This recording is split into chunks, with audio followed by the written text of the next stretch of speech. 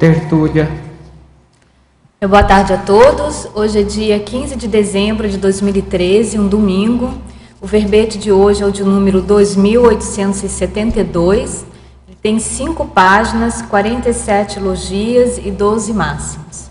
A autora do verbete é a professora Tatiana Lopes, neoverbetógrafa, que nós damos as boas-vindas aqui no Tertuliário, na condição de defensora do seu verbete.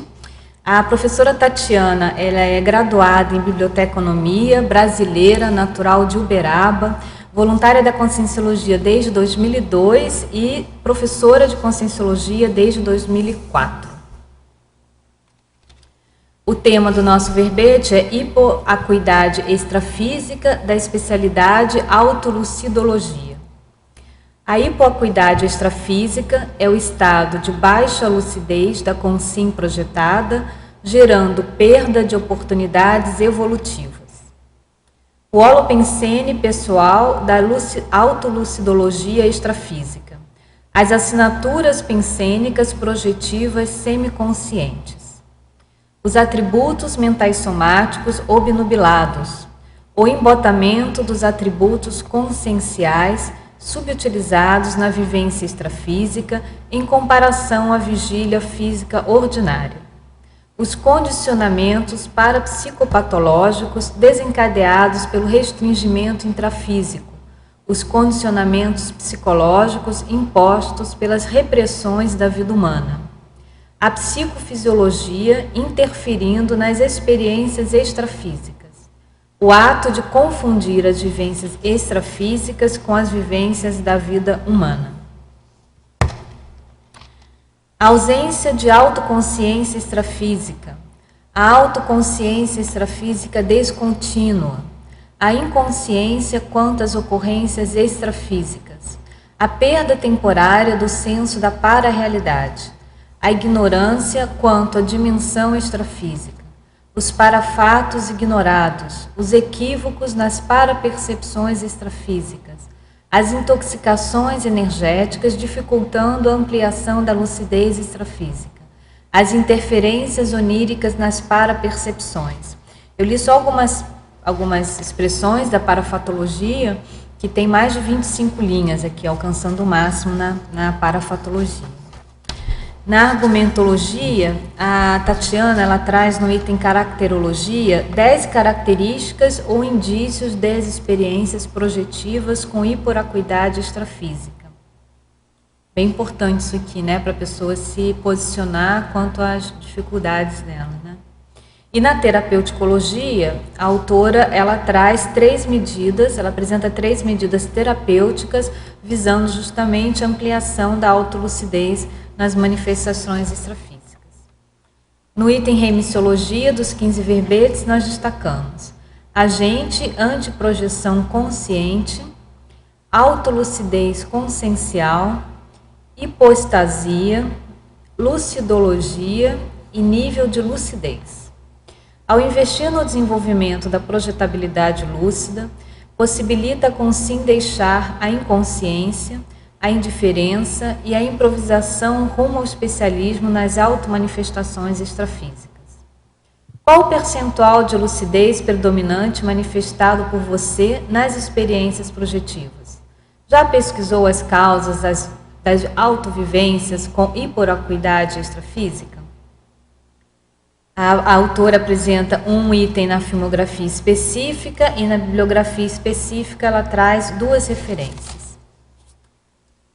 Partindo para a mega-análise do professor João Paulo, temos as seguintes expressões: desatenção, hipoagudeza, inconsciência, hiperconsciência, condicionamento, embotamento, alheamento, onirismo, obnubilação, obtusidade, para-realidade, paracomatose, paravivência, projeciocrítica, projeciologia, materiologia, lucidologia, extrafisicologia, parapercepciologia e parafenomenologia. Tatiana, parece que você já estuda a questão da projetabilidade lúcida há algum tempo, né? Você, inclusive, é autora de um artigo que você menciona aqui nas referências. Diz pra gente como é que foi a motivação, qual o contexto que você teve para você escrever esse verbete. Bom, primeiro eu queria agradecer a oportunidade, né, principalmente a equipe de verbetografia, que ajudou bastante na confecção aí do verbete. Esse verbete, na verdade, ele é fruto de várias experiências que eu tive desde que eu cheguei na Conscienciologia. Eu não era projetora, eu não tinha projeções nem espontâneas. E assim que eu cheguei na Conscienciologia, lá em 2000, eu achei que valia a pena, que era importante o desenvolvimento projetivo, justamente para vivenciar o paradigma consciencial, né? Então, tem os vários veículos, as várias dimensões, a questão das energias. Eu queria vivenciar isso para saber como que funciona esse paradigma na prática. Então, eu fiz uma série de experimentos projetivos para tentar ampliar essa lucidez extrafísica e, consequentemente, a lucidez intrafísica, né? Para recuperar cons, para, enfim, ter mais informação do que eu vim fazer aqui, como que eu poderia guiar melhor a minha vida. E dentre essas experiências que eu tive, muitas delas, evidentemente, que eram com baixa lucidez extrafísica, né? Elas foram melhorando, o nível de lucidez foi melhorando, porque conforme você vai praticando, é óbvio, né, que há um crescendo nesse desenvolvimento, mas várias delas eram experiências com baixa lucidez extrafísica. Eu escrevi um artigo para o 4º Congresso Internacional de Projeciologia, em 2008, que era justamente sobre esse desenvolvimento. Eu escrevo lá as etapas que eu passei para desenvolver a projetabilidade. O passo a passo, né? Qual foi o passo a passo que eu utilizei para desenvolver a projetabilidade? E uma das questões que eu trato nesse artigo é justamente da baixa lucidez extrafísica ou das projeções semiconscientes. E eu achei que valia a pena aprofundar esse tema, né? Porque eu percebo que muitas pessoas têm projeções, na verdade, só que elas confundem aquelas projeções semiconscientes ou com baixa lucidez extrafísica com sonhos. Então, se a pessoa não valoriza as próprias experiências e perde a oportunidade de fazer um desenvolvimento, porque não percebe que aquilo é uma projeção. Por quê? É relativamente fácil, para quem já teve alguma experiência extrafísica lúcida, né, em que a pessoa sabia que ela estava projetada, é fácil a gente distinguir de um sonho. Agora, uma projeção semiconsciente já é um pouco mais complicado. Porque assim, há várias questões que são similares ao sonho. Então, eu quis aprofundar nessa condição da hipoacuidade justamente para diferenciar as projeções semiconscientes dos sonhos. Como que a pessoa faz para fazer essa distinção? Né? Até essa listagem que tem na argumentologia, essas características, é justamente para ajudar a pessoa a fazer essa distinção. Então, esses aí são alguns dos indícios que eu percebi que nessas experiências mostram que aquilo é uma projeção, só que é uma projeção em que a pessoa não percebe que está fora do corpo.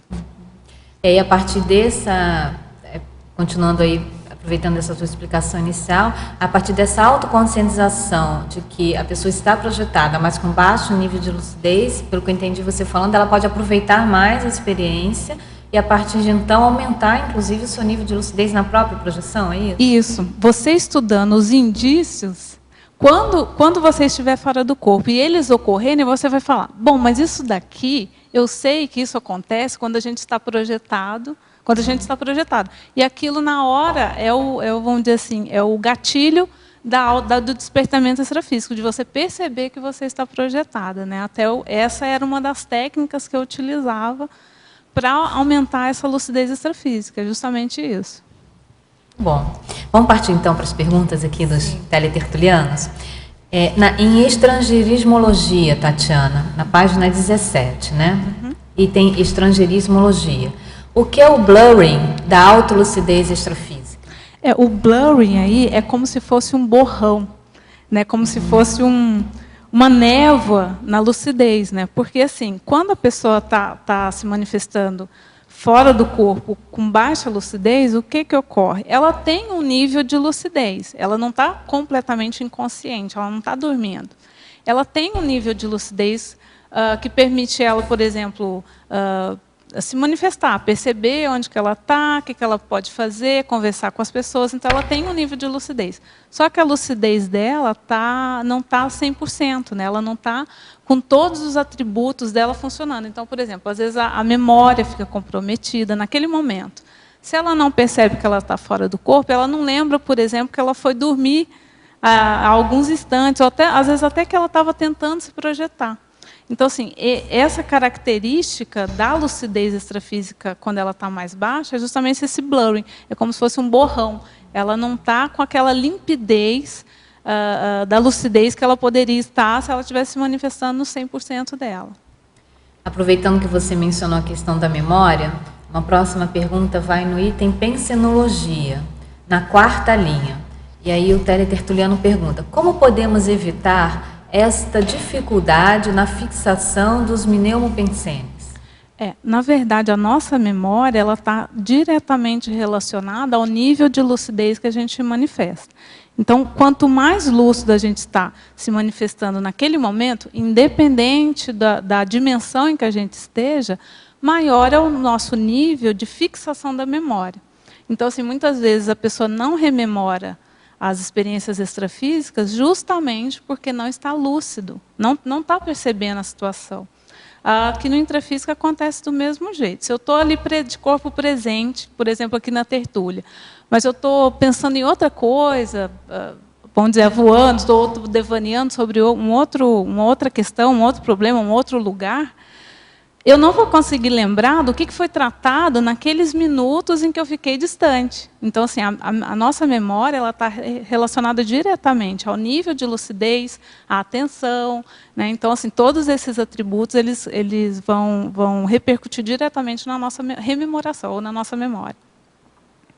Agora, na pensenologia, também, na 4ª linha, o que são essas assinaturas pensênicas projetivas semiconscientes? O que acontece? Todas as nossas manifestações pensênicas deixam rastros, né? Deixam assinaturas. Não é porque a gente está se manifestando com baixa lucidez que a gente não está deixando rastro, né? Então, assim, essas experiências extrafísicas, apesar da baixa lucidez, a gente está manifestando alguma coisa, a gente está deixando aí um rastro. O importante é saber qual rastro a gente está deixando. Qual assinatura pensênica a gente está deixando? Se a gente não está lúcido, a gente não sabe muitas vezes que rastro é esse que a gente está deixando. Então, assim, quais são os rastros que a gente deixa?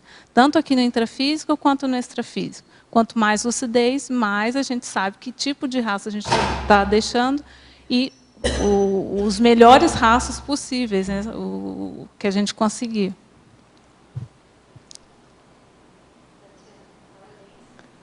Obrigada. Na parafatologia, na página 18, deixa eu ver que link é. 12ª linha, de cima para baixo. Os parapsicodramas projetivos. Né? Você comentou sobre os gatilhos, né, que funcionam como algumas situações no extrafísico, né, que acontece que serve como gatilho para despertamento, né, para a gente ter a consciência extrafísica. Então, comigo acontecem muitas experiências desse tipo, né, e só depois que eu rememoro, puxa vida, por que né, aquele gatilho não funcionou, sabe? Isso é bem comum, né? Então, eu gostaria de sua sugestão, alguma, né, assim, para melhorar essa situação, né? Porque eu vivencio várias projeções dessa natureza, que pode ser, né, é uma hipótese que seja parapsicodrama projetiva, né? Justamente para a gente desenvolver essa lucidez no extrafísico. Na verdade, são duas questões. Os gatilhos, na verdade, eles vão funcionar quando a pessoa tem interesse por aquele assunto. Então, por exemplo, se você volta de uma projeção e você percebe que você não percebeu lá na hora que você estava projetada, que você estava fora do corpo, essa rememoração e esse estudo, esse interesse de entender por que você não conseguiu alcançar a lucidez extrafísica, é que te vai predispor, numa outra experiência, a despertar. Mas aí vai muito do interesse da pessoa. né? Quanto mais interesse você tiver em estudar essa manifestação sua, mais fácil vai ser para você esse gatilho funcionar. E tem outra questão também. Você se programar, né? Não deixar a coisa assim espontânea. Você se planejar, olha, na próxima vez que eu estiver fora do corpo e isso acontecer, eu quero ficar lúcida. Entendeu? Então, assim, há um planejamento. Até tem algum lugar aqui, eu não vou lembrar aqui exatamente no detalhismo, mas que eu falo da relação da agenda extrafísica com a lucidez. Né? Se eu não me engano, está aqui na numerologia, né? Não, bom, eu não vou lembrar agora aonde que está exatamente. Mas, assim, essa relação. A agenda extrafísica ajuda a gente a despertar extrafisicamente mais fácil. Então, você se planeja. Olha, quando essa situação ocorrer novamente, eu quero ficar lúcida, eu quero saber que eu estou projetada. Com relação aos parapsicodramas, aí na paradoxologia, eu até coloquei um paradoxo, né? O paradoxo de a vivência extrafísica com hipoacuidade poder facilitar o acesso a informações sobre si mesmo pela minimização das autocensuras e dos mecanismos de defesa do ego. Então, essa daqui é uma hipótese minha, né? A gente precisa estudar mais esse assunto, até os próprios parapsicodramas, mas qual que é a minha hipótese? Como a gente está com a baixa lucidez, a gente minimiza as autocensuras e a gente consegue acessar informações a nosso respeito, que se talvez a gente tivesse muito lúcido, a gente ia usar o mecanismo de defesa do ego e não ia querer enxergar. Então, muitos parapsicodramas, né, quando a gente estuda os parapsicodramas, eles são com a pessoa em semiconsciência. Eu não sei se essa é uma necessidade ou se é uma dificuldade da pessoa de ficar lúcida. Mas que tem essa baixa dos mecanismos de defesa, eu já percebi que tem. Né? Muitas vezes, alguns parapsicodramas que ocorreram comigo, eu consegui enxergar coisas a meu respeito que no dia a dia eu não conseguia. Então, assim, até que ponto a baixa dos mecanismos de defesa do ego não ajudam aí nesse autoesclarecimento. Entendi. Então, é ferramenta de autopesquisa, né? Ferramenta de autopesquisa. Mais uma vez, a questão do registro. Né? E é bom lembrar assim, que os parapsicodramas, é bom a gente explicar, que são situações que normalmente são organizadas pelos amparadores, que eles te colocam numa situação, como se fosse um teatro, né? um teatro extrafísico, para te ajudar a enxergar alguma situação pessoal que você tem dificuldade.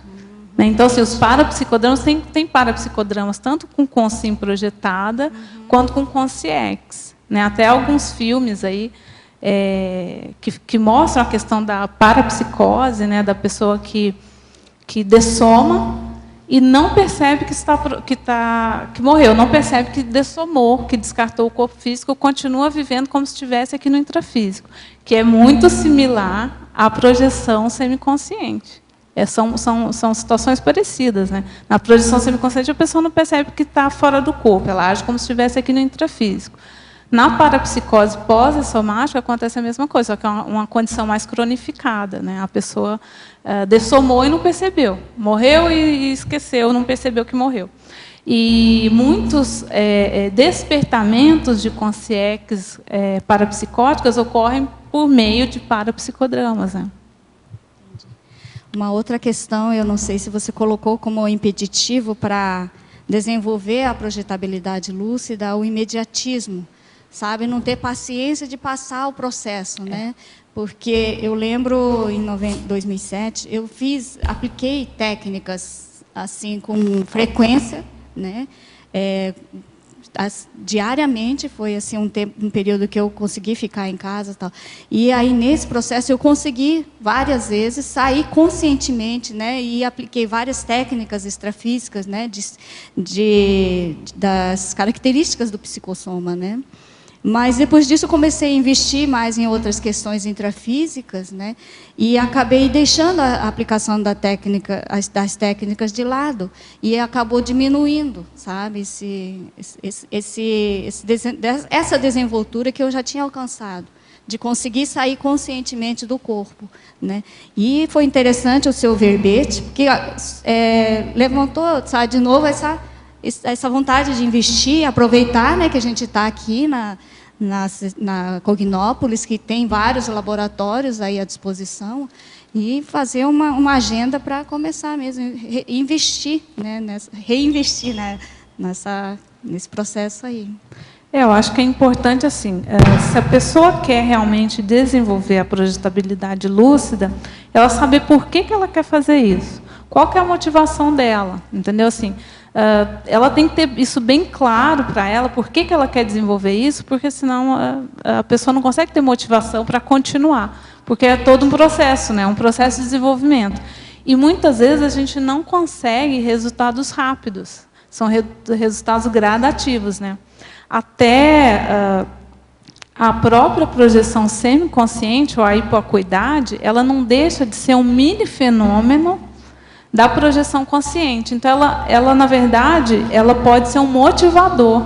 Apesar de ser uma condição nosográfica, né, o verbete ele é nosográfico, mas ela não deixa de ser uma condição motivadora, porque a pessoa começa a aplicar técnica projetiva. Se ela já está conseguindo ter projeção semiconsciente, isso indica que ela está no caminho certo. Então, se o próximo passo dela vai ser a projeção consciente, inevitavelmente, se ela continuar aplicando aquelas mesmas técnicas, ela vai conseguir se projetar.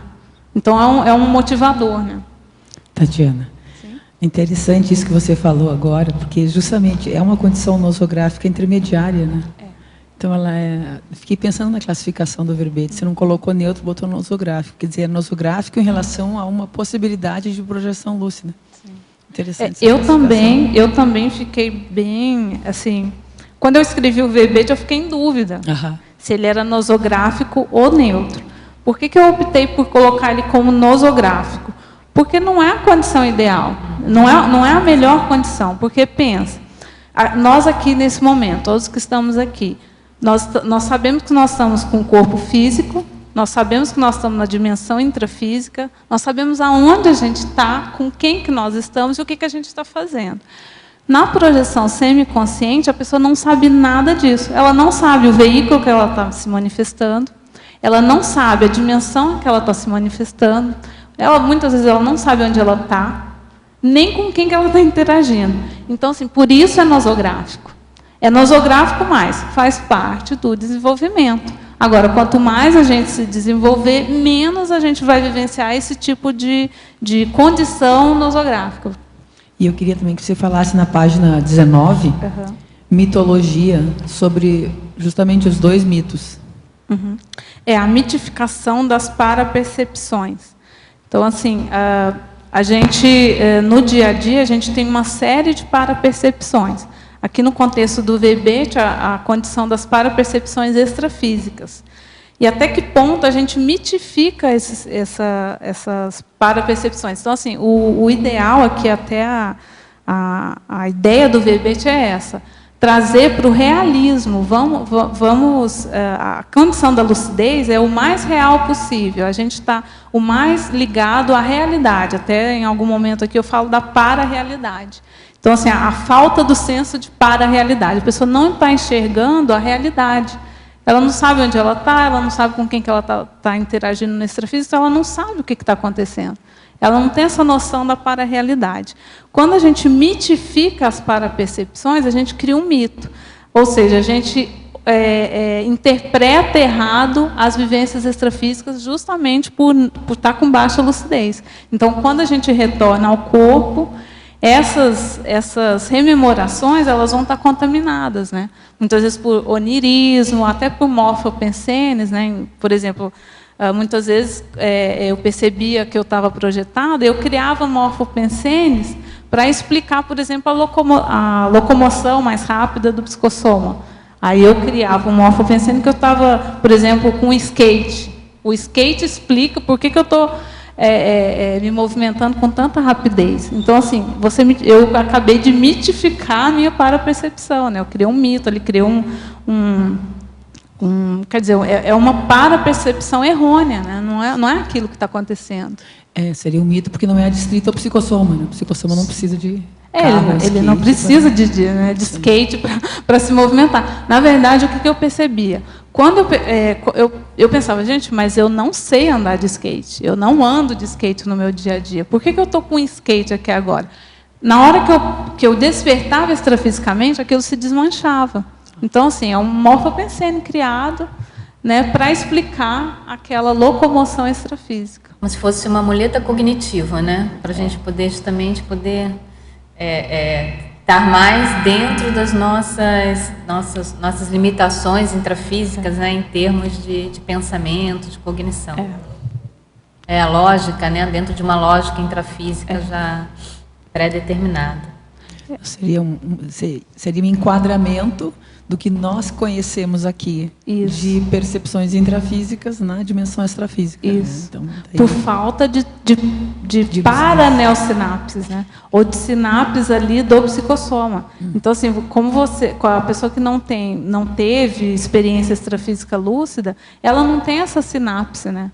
Então, assim, conforme a gente vai tendo projeção consciente, muitas vezes só de você sair alguns milímetros do corpo, você já sabe que você está fora do corpo, porque as sensações são totalmente diferentes. Mas, para isso, você teve que criar paraneossinapse. Entendeu? Agora, só para me entender, a hipoacuidade, então, que você classifica, é no momento em que eu não tenho uma lucidez de saber que eu estou projetado. Então, quando eu percebo, quando eu adquiro essa lucidez, eu já não estou mais na condição de hipoacuidade. Se você for lá na exemplologia, fica claro aí a condição. É a condição da consciência projetada perceber, desperta na dimensão extrafísica, contudo, sem se mostrar desperta para a dimensão extrafísica, que é diferente, né? Tá. Você pode estar lá acordado, desperto no sentido de estar acordado. Você está acordado, conversando, se manifestando, se deslocando, mas você, hora nenhuma, percebe que você está numa outra dimensão, que você está com outro corpo, você está se manifestando com outro veículo, né, com o psicossoma. Então, assim, essa condição é o que caracteriza a hipoacuidade. E o último mito, que seria o do desenvolvimento projetivo instantâneo? É o mito do desenvolvimento projetivo instantâneo, né? Que é isso que a Keiko estava falando. A pessoa quer começar a aplicar técnicas projetivas hoje e ela quer resultado em uma semana, né? Ela já quer. E, assim, nesse artigo, até que tem aí na bibliografia, nesse artigo, As Etapas do Desenvolvimento Projetivo, eu vou colocando, eu proponho, né, que a pessoa aplique aquela técnica das pequenas tarefas. Né? Então, assim, que ela não vá direto para a prática projetiva. Que antes disso, ela comece a observar como que ela dorme. Então, assim, não partir direto para a projeção. Né? A minha proposta é essa, que a pessoa se coloca numa situação de observar o próprio sono. Às vezes a pessoa não percebe nem como que ela dorme, como é que ela quer perceber como é que ela se projeta, como é que ela se manifesta fora do corpo. Então, começar a perceber o próprio sono, começar a perceber como que é o momento em que ela dorme, o que acontece, né, nesse período hipnopômpico, hipnopômpico é quando ela acorda, né? Hipnagógico, no período hipnagógico. O que acontece no período hipnagógico? Quais as percepções que eu tenho? Depois, no período hipnopômpico, que é aquele período que a gente está acordando, como é que é a minha percepção? Quais são as percepções que eu tenho? Aí, depois, ela passa para a rememoração de sonho. Por quê? A gente precisa treinar o nosso cérebro a gravar o que acontece enquanto a gente dorme. Porque, senão, a gente vai ter dificuldade de rememorar a projeção. Aí a gente consegue até ter a lucidez extrafísica, mas não vai conseguir rememorar depois. Então, você treina o seu cérebro. Olha, eu quero rememorar tudo o que acontece enquanto o meu corpo dorme.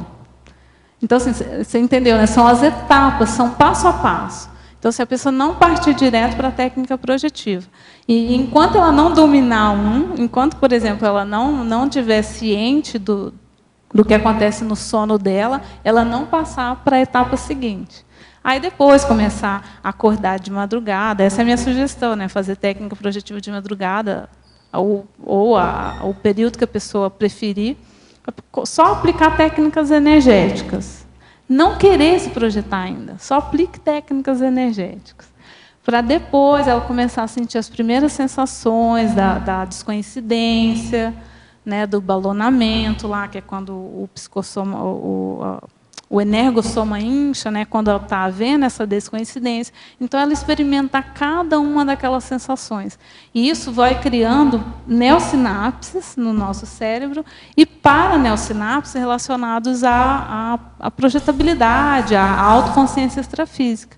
Pelo menos, assim, para mim, funcionou bastante essa aplicação. Então, assim, eu recomendo, como técnica de desenvolvimento projetivo, esse passo a passo, não querer ir já instantaneamente para a projeção. Vai ajudar a pessoa a ficar menos frustrada quando ela não... Menos frustrada. Não, e assim, é muito... e outra coisa, registrar tudo, né? Registrar, dar valor a cada para-percepção.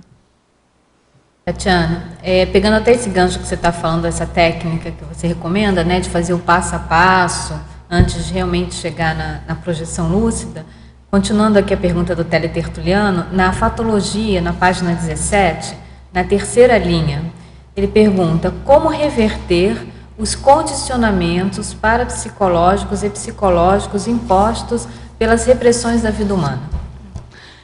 A gente vive aqui, né, na vida intrafísica, desde que a gente nasce.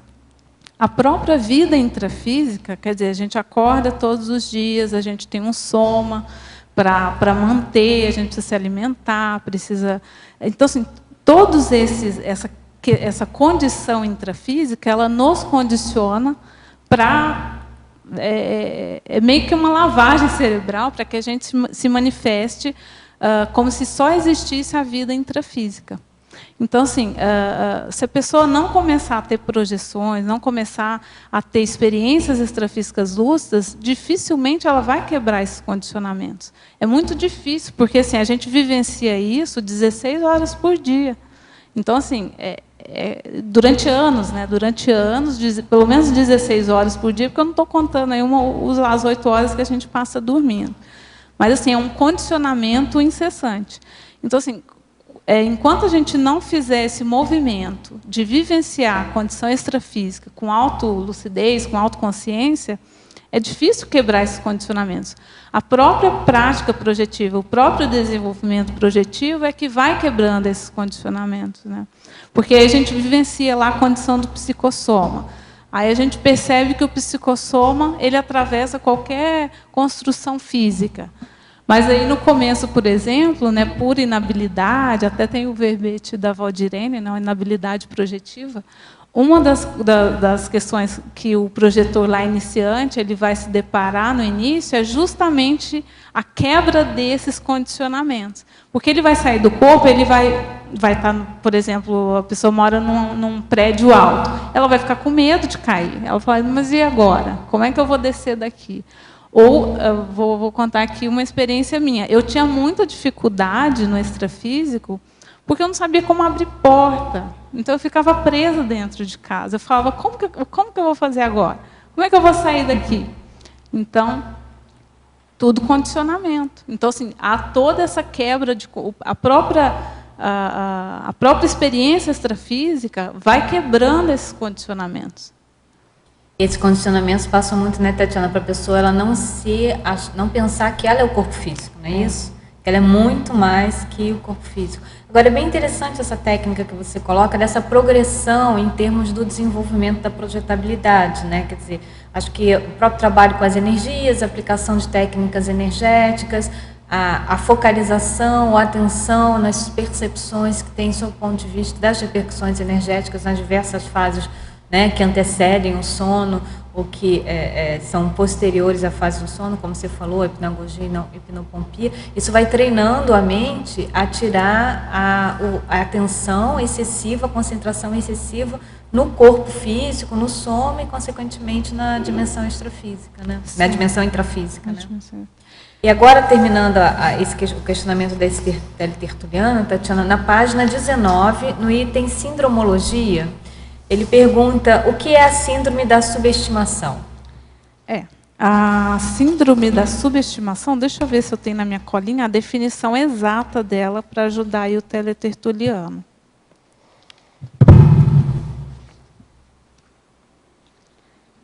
Olha, a síndrome da subestimação é o estado mórbido caracterizado pelo quadro clínico no qual predominam a desvalorização, a indiferença e o menosprezo franco a algum valor,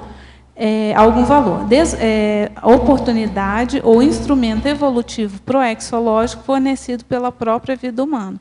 Então, assim, a pessoa que não se projeta, ela está subestimando uma super oportunidade de conhecimento. Ela tem uma oportunidade aí de autoconhecimento e de heteroconhecimento, né? Quer dizer, de conhecimento dessa para-realidade, e ela se subestima. Ela não vivencia isso por se subestimar. Ela não acha que ela é capaz de vivenciar essa condição, né? Aí entra aí o imediatismo, a falta de interesse. Né? Se a pessoa não tem interesse na realidade extrafísica, não tem por que ela desenvolver a projetabilidade lúcida. Então, assim, muitas pessoas não desenvolvem a projetabilidade justamente por se subestimar.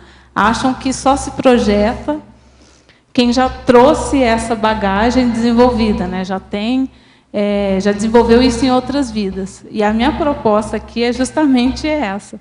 Não, quem nunca se projetou também pode se projetar, né? Eu mesma sou um exemplo disso. Antes de conhecer a Conscienciologia, eu não tinha projeção. Eu só comecei a me projetar a partir do momento em que eu comecei a aplicar técnicas para desenvolver essa habilidade. Então, assim, é uma habilidade como outra qualquer, que se a pessoa se aplicar, ela consegue desenvolver. Agora é interessante essa sua fala, porque vem justamente ao encontro da próxima pergunta aqui de um tertuliano, na fatologia, na página 17, no final da 4ª linha, de baixo para cima. Tá? Então ele pergunta, poderia discorrer a respeito do desinteresse pelas projeções conscientes por parte das consciências? Esse eu vejo que é o maior entrave aí ao desenvolvimento projetivo. Por isso que eu volto a falar, né? O mais importante é a pessoa saber por que ela quer desenvolver a projetabilidade. Qual que é o objetivo dela com aquilo? O que ela acha que ela vai ganhar consciencialmente, evolutivamente, desenvolvendo a projeção. Esse eu acho que é a principal dificuldade das pessoas desenvolverem a projetabilidade lúcida, a total falta de interesse no assunto. Né? E agora, assim, você já estudou, Tatiana, qual que seria a gênese dessa falta de interesse? O que levaria as pessoas? Porque, se a pessoa pensar do seu ponto de vista lógico, racional, evolutivo, é uma grande oportunidade em termos de autoconhecimento, né? Por que há você já tem algumas hipóteses desse desinteresse pela projeção? Eu vejo assim, que historicamente, na história da humanidade, isso nunca foi muito valorizado, né? Não é um valor social, não é um valor da sociedade, a projetabilidade lúcida, a extrafisicalidade, a para-realidade. Então, assim, como a consciência, aí, durante as várias vidas dela, isso não foi levantado como uma questão importante, na verdade, a gente só está repetindo, né? A gente chega aqui, a gente repete, porque isso eu vejo que a projetabilidade ou qualquer questão consciencial aí a ser desenvolvida tem muito relação com os valores da pessoa. O que ela valoriza, né? Então, assim, os nossos valores dizem os nossos interesses. Então, assim, se a pessoa não tem interesse pela projetabilidade lúcida, é porque aquilo não é um valor para ela. E a gente pode dizer, então, que seria um baixo interesse pelo autoconhecimento, pela autopesquisa, por um conhecimento maior de si mesmo, né? Porque um dos grandes efeitos da projetabilidade lúcida, no primeiro momento, é esse autoconhecimento, a pessoa se conhecer melhor, né? O autoconhecimento é também, assim, uma ampliação da sua realidade pessoal, né? Porque, assim, se a gente fica só com a visão intrafísica, eu acho que a nossa visão fica muito limitada. Né? Então, assim, o conhecimento aí extrafísico, ele amplia muito as nossas possibilidades. Na página 19 agora, Tatiana, na primeira linha, lá no item sindromologia. O que fazer para superar a síndrome da indisciplina autopensênica? A indisciplina autopensênica tem muita relação com o nível de lucidez que a gente manifesta, em qualquer dimensão consciencial, né? Não só lá no extrafísico. Então, assim, a pessoa precisa... A primeira coisa que ela precisa fazer para diminuir essa indisciplina pensênica é saber o que ela pensa. Então, assim, é registrar os próprios pensênios. Qual é a média dos meus pensênios no dia a dia? No que eu mais penso aí no dia a dia?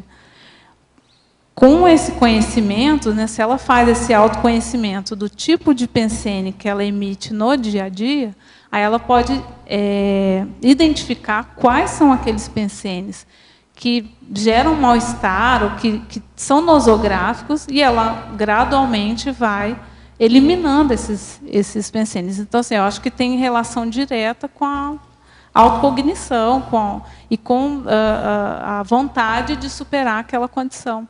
Né? Não deixar os pensenes soltos. Né? Você ter autoconsciência deles e escolher o que você quer pensar. Tem uma técnica bem interessante que é da professora Juliana Remédios, que ela escreveu um artigo falando sobre o pensenograma, que é justamente isso que você está dizendo, né? A pessoa fazer um registro e uma avaliação do nível de pensenidade, né? Dos pensenes da pessoa. Então, para quem tiver interesse aí, um artigo da professora Juliana Remédios está publicado na revista Consciência, né? Chamado Técnica do Pensenograma. Vamos para a última pergunta aqui desse tertuliano. Na exemplologia, na primeira linha, hipoacuidade extrafísica mínima. O que é estar desperto para a dimensão extrafísica? Poderia exemplificar? Você já explicou um pouquinho sobre isso, mas de repente vale a pena aprofundar nessa questão. Né? Como é a temática aqui principal do verbete, também acho que vale a pena aprofundar.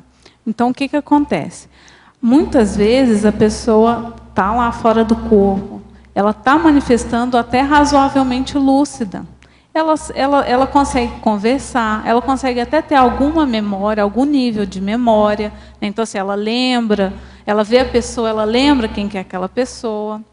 Ela consegue até dialogar, até ter experiências muito interessantes no extrafísico. Mas aí, quando ela retorna ao corpo, é que ela vai perceber que ela estava projetada. Ela age como se ela estivesse aqui no intrafísico. Ela não percebe que ela mudou de dimensão. Por isso que eu disse aqui, estar desperta para a dimensão extrafísica. Ou seja, percebendo que você está se manifestando na dimensão extrafísica. Você mudou de dimensão, você não está mais na mesma dimensão. E aí poder atuar lucidamente nessa outra dimensão. É isso que você está falando, de estar desperto para a dimensão extrafísica. Isso. Né? Estar tomando decisões, enfim, fazendo escolhas, né, determinando. Okay. Eu gostaria que você falasse a respeito das suas experiências e, assim, dentre delas, qual foi assim a mais impactante para você? Na verdade, dentro aqui do verbete hipoacuidade, por incrível que pareça, a experiência mais impactante que eu já tive até hoje foi uma experiência com hipoacuidade. Não foi uma experiência lúcida. Eu já tive várias experiências lúcidas, várias experiências extrafísicas em que eu sabia que eu estava projetada, mas a mais impactante foi uma que eu não sabia que eu estava projetada. Eu estava, nessa projeção, eu estava numa fila, esperando para ser atendida lá por uma senhora. Tinham várias pessoas ali que eu entendi que eram da Conscienciologia, então era uma filinha, como se fosse aquela fila que a gente faz no ECP2, né, no curso de extensão em Projeciologia e Conscienciologia, para a gente fazer pergunta para a Consciex. E eu estava nessa fila, esperando para ser atendida, e as pessoas estavam muito empolgadas porque iam falar com essa senhora. E eu não estava entendendo por quê. Falei, gente, mas para que ficar nessa empolgação toda? Né? Vamos acalmar os ânimos, né? Vamos ficar mais tranquilo para conversar com a senhora. E aí, conforme eu fui me aproximando, né, quando eu cheguei mais ou menos uns 4, 5 metros dela, eu entrei na psicosfera dela, né, e aí eu entendi por que da empolgação das pessoas. Essa Consciex, eu lembro nitidamente da fisionomia dela e do holopensene dela, que era muito acolhedor. Ela tinha um padrão de heteroaceitação. Ela tinha esse era o principal padrão dela. Ela tinha uma heteroaceitação completa das pessoas. Ela aceitava as pessoas exatamente como elas são. Então, assim, cada um que ficava ali em frente a ela mostrava numa tela uma síntese do conscienciograma, tem até o verbete, né? A síntese do conscienciograma. Então, ela mostrava lá ó, o seu mater pensene, o seu megatrafar, seu megatrafor, o saldo da ficha evolutiva. Muito rapidamente ela mostrava para cada um que ia passando. Mas assim, essa foi muito marcante pelo holopensene da Consciex. Mas hora nenhuma eu percebi que eu estava fora do corpo. Infelizmente. Vi na tela o seu megatrafor e o seu megatrafar? Eu consegui, mas eu fiquei tão emocionada de estar tendo acesso àquelas informações que eu voltei para o corpo, infelizmente. Está vendo a questão da lucidez extrafísica atrapalhando? Então, assim, muitas vezes, uma das coisas que atrapalha, até eu coloco aqui no verbete, uma das coisas que mais atrapalham a gente a manter uma lucidez extrafísica, ampliar a lucidez extrafísica, é a emoção. A emoção dificulta muito, tanto a emoção positiva, né, ou aparentemente positiva, da euforia, quanto o medo, né, a insegurança ali na projeção, tudo isso dificulta a gente ampliar a lucidez. E aí, Tatiana, pegando esse teu gancho da emoção, que tem a ver com a pergunta a próxima pergunta aqui, mas eu queria, acho que aproveitar para a gente reforçar essa condição da emocionalidade, né? De tudo que você já estudou, pelas suas experiências, você desenvolveu alguma técnica para justamente fazer essa evitação dos estados emocionais mais exacerbados, sejam eles mais para o lado positivo, como para o lado mais negativo, né? Interferindo na acuidade extrafísica? O que eu vejo aí da questão da emoção entra de novo na agenda extrafísica, né? Então, assim, você se planejar para lidar melhor com as situações quando você se deparar com elas. Outra coisa que ajuda também é você estudar intrafisicamente quando você fica emocionado, né? Você estudar as suas próprias emoções, porque assim, não é porque a gente mudou de dimensão que a gente deixa de ser quem a gente é. Então, assim, se eu fiquei eufórica no extrafísico, é porque aqui no intrafísico eu também fico. Então, assim, o que eu tenho feito é tentado minimizar ou entender o mecanismo de funcionamento das emoções, para minimizá-las no intrafísico e, consequentemente, no extrafísico. Então, aí o teletertuliano pergunta agora, na página 18, na parafatologia, na penúltima linha, ele pede para você desenvolver a relação do verbete com a imperturbabilidade parapsíquica, que está bem dentro desse tema aí, né, relacionado às emoções. A imperturbabilidade parapsíquica, para quem tiver mais interesse, tem um verbete sobre esse tema, que é a condição da pessoa que não manifesta emoções exacerbadas na vivência parapsíquica, né, seja ela qual for, tanto aqui no intrafísico quanto no extrafísico, que é a condição ideal, né? Se a gente puder, quanto mais a gente trabalhar a questão das emoções, aí eu volto de novo, vamos trabalhar essa questão das emoções em qualquer dimensão que a gente estiver se manifestando. Mas o importante da vivência extrafísica é que ela descortina para você quais são as suas manifestações, que às vezes aqui no intrafísico fica camuflado. Como no extrafísico a gente está com o psicossoma, fica muito mais fácil a gente enxergar quais são as nossas emoções mais fortes, né, mais exacerbadas, porque lá, vamos dizer assim, uma manifestação de emoção que aqui no intrafísico é X, quando a gente está de psicossoma, ela é 2x, então é como se fosse uma lente de aumento nessas manifestações emocionais. E uma coisa que ajuda na imperturbabilidade é justamente estudar as próprias emoções e poder entender o mecanismo de funcionamento delas para a autossuperação. Tudo bom? Por favor, em Legislogia, página 19, você pode discorrer a lei do menor esforço na busca da hiperacuidade extrafísica? Essa daqui é uma das raízes aí da baixa lucidez extrafísica, né? É a lei do menor esforço na busca da hiperacuidade. Então, a gente manifesta, quando a gente manifesta a hipoacuidade, não está havendo um esforço ali para ampliar essa lucidez. Por isso que eu achei que talvez fosse a lei do maior esforço na busca da hiperacuidade extrafísica. É que aqui a gente está chamando a atenção para a condição nosográfica, né? Tá. Quem não se manifesta com lucidez no extrafísico, ele está aplicando a lei do menor esforço para alcançar essa hiperacuidade, né? Quer dizer, está fazendo forfé, está fazendo com Ele preguiça.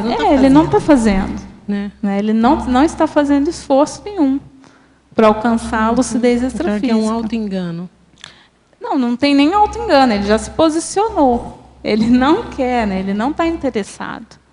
Né? A falta de interesse mesmo no desenvolvimento da lucidez extrafísica. Tá. E a segunda lei se aplica àquela anatomização que você fez da técnica. Isso. Que você já explicou um pouquinho antes. Né? Muito bacana também, achei a forma como você desdobrou, né, o passo a passo para ter autoconsciência de todo o desenvolvimento para o despertamento extrafísico. Né? E essa técnica, né, do desenvolvimento aí gradual, né, da projetabilidade lúcida, sem partir direto ali para a experiência extrafísica, que aí isso ajuda a quebrar o imediatismo. Né? Ajuda a quebrar e ajuda você gradualmente se conscientizando de como é a manifestação dos seus corpos, né? Para você ter projeção, por exemplo, de consciência contínua, que é aquela projeção em que você percebe a decolagem do psicossoma, você percebe que o psicossoma está saindo do seu corpo, que ajuda bastante, né, nos descondicionamentos, porque ali fica claro que você tem mais de um corpo. Né? Quando há essa decolagem lúcida, para você é uma autocomprovação de que você tem 2 corpos, pelo menos. Você já chegou nesse nível? Já tive algumas experiências de decolagem lúcida. É muito interessante. E aí você não vai vivenciar só a decolagem lúcida, você vai ter sons intracranianos, né? É uma série de estalos ali na cabeça que vão te ajudar a que, quando aquilo ocorrer novamente, mesmo que você, por exemplo, você foi dormir, você começou a sentir aquelas sensações, você sabe que você está se projetando, porque você já passou por aquela experiência, você já criou neossinapses e paraneossinapses da projeção. Então, quando você passar novamente por aquela experiência, aquilo está fixado na sua memória. Né? Então, assim, passar por todos esses estágios ajuda nesse descondicionamento. Ajuda bastante. Aí, nessa vivência, você vai ter uma série de fenômenos. Né? Você pode ter clarividência, você pode ter esse balonamento, né, que é o energossoma, se amplia, você vai ter sons intracranianos, você vai perceber nitidamente a decolagem do psicossoma, o descolamento do psicossoma, né, do soma. Muitas vezes a pessoa pode ter dificuldade de, vamos dizer assim, decolar algumas partes do corpo. Então, umas partes ficam desconectadas, outras ficam coladas. Então, assim, é uma série de vivências que a pessoa tem nesse desenvolvimento gradual da projeção que ajuda ela a criar novas sinapses, ajuda ela nessa autoconscientização. E que eu acho mais importante, a comprovar para si mesmo que aquilo é uma realidade. Aquilo não é uma fantasia ou não é uma teoria. Você passou pela experiência, você sabe como que é. E a primeira lei lá, ela pode estar ligada também àquela ideia do acaso, né? Acaso ou acaso venha, eu terei ou não uma projeção lúcida, caso seja da vontade do amparador. Então, quer dizer, a pessoa transfere a responsabilidade. Isso. Não está nas mãos dela desenvolver aquilo, né? Ou também, aí entra uma série de crenças, né? Tem essa questão da projeção espontânea, da projeção provocada por terceiros, né? O amparador vai me tirar do corpo quando houver necessidade. Tem outra crença também, que se eu não desenvolvi isso em outras vidas, eu já não trouxe isso desenvolvido, então eu não tenho chance. Eu não posso pensar nisso, isso não é para mim. Né? Tem essa crença também. E são todas crenças, né? São todos mitos que não correspondem à realidade. Pelo menos na minha experiência, não corresponde à realidade. Tatiana, sou projetor, uma pergunta teletertuliana. Sou projetor há 2 anos, mas ainda caio em algumas armadilhas. Na fatologia, página 17, 5ª linha, de baixo para cima. Gostaria de saber se tem alguma técnica mais específica para conseguir separar a projeção semiconsciente do sonho comum. Tem sim. E vou dizer para o teletertuliano aí, bem-vindo ao clube. Eu estou há 10 anos trabalhando com isso e até hoje eu ainda tenho dificuldade de ter plena lucidez extrafísica. Então, assim, muitas experiências minhas ainda são em semiconsciência. Não querendo te desanimar. Pelo contrário, ajude a gente a entender como a lucidez extrafísica funciona e como que a gente pode ampliar. Uma dica que eu dou é na página 20, aí a caracterologia.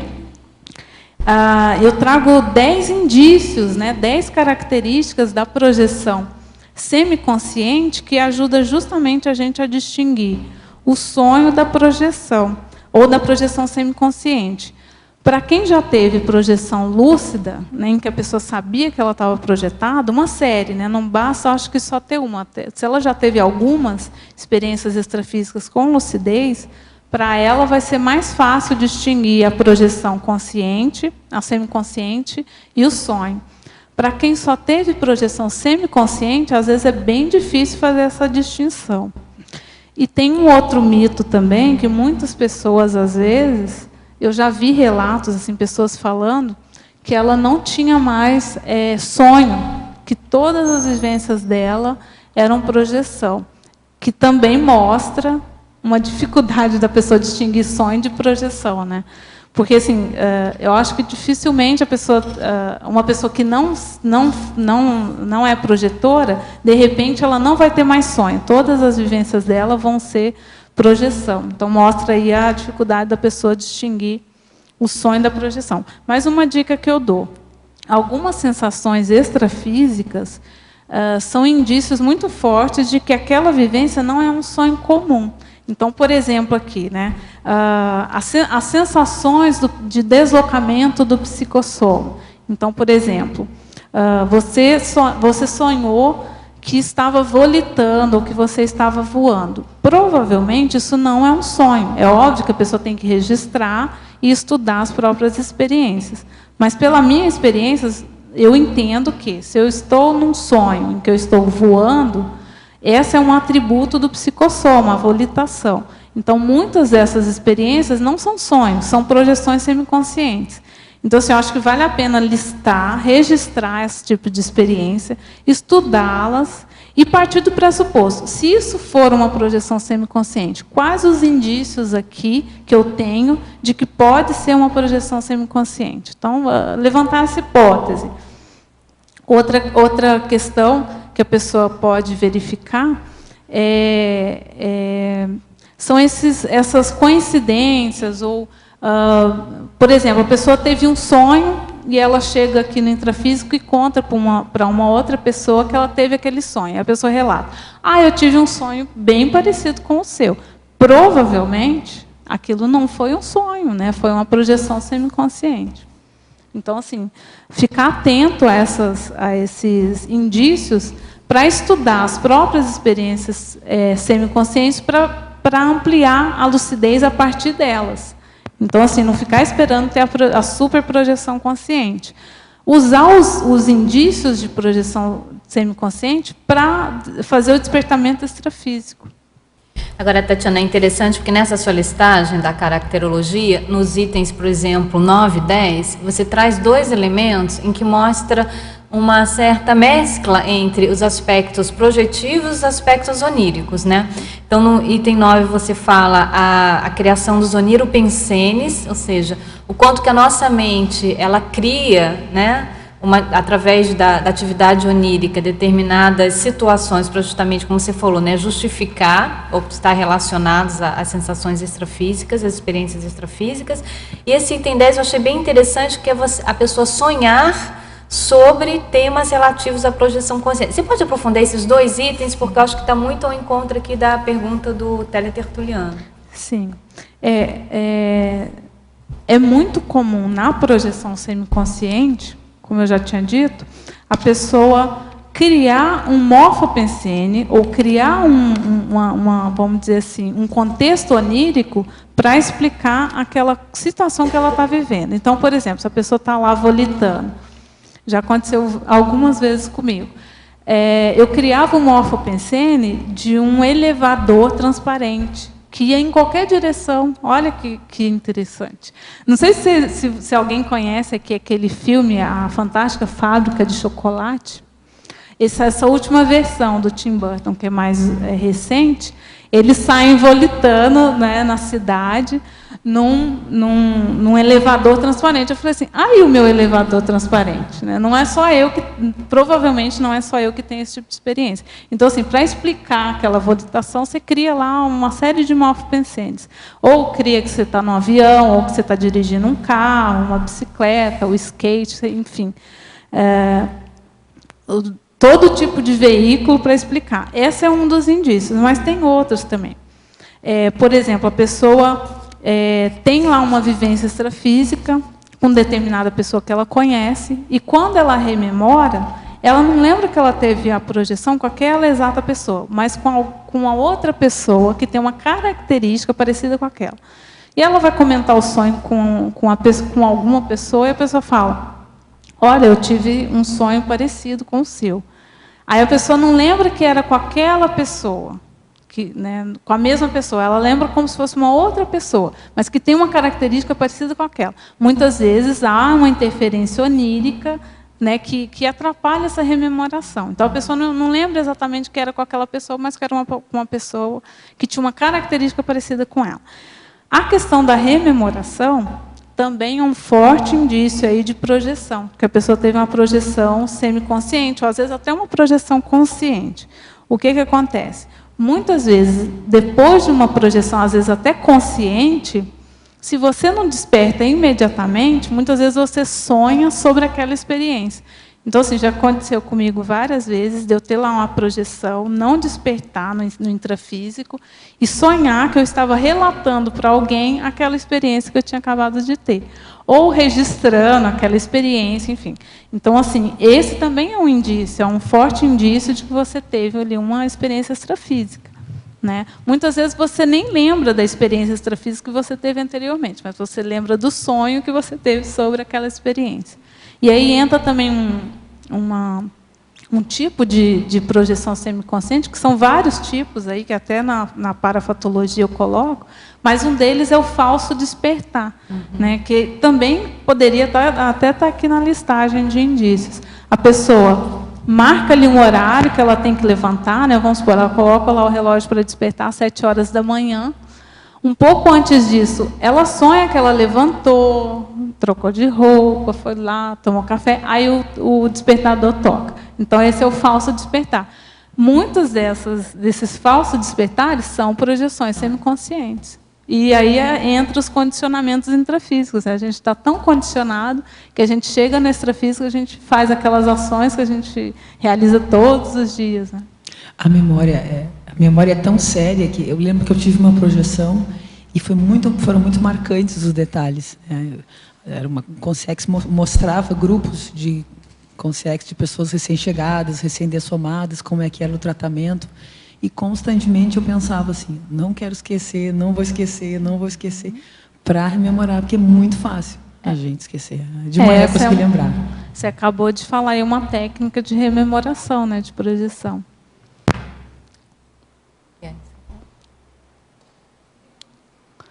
Eu queria só colocar aqui, dentre os indícios que me veio aqui à mente, um dos indícios também da projeção, muitas vezes a pessoa está lúcida fora do corpo, mas ela esquece a vida intrafísica.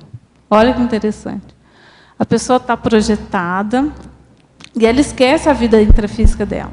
Ela esquece, por exemplo, que ela estava tentando se projetar, ela esquece, vamos supor, a pessoa está lá, fez uma técnica projetiva, despertou extrafisicamente, não percebe que está projetada e esquece que ela estava tentando projetar, ou seja, ela esquece da vida intrafísica dela. Pode acontecer também. E esse é um indício de projeção semiconsciente.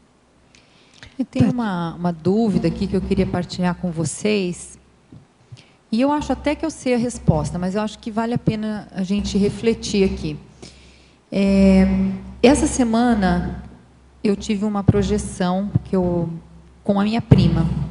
E nessa projeção eu estava fazendo tipo de uma TARES com ela. E tinha um contexto lá, né? Inclusive ela estava se passando na minha casa, mas não era exatamente a minha casa, né? A casa que eu moro hoje, era uma casa lá.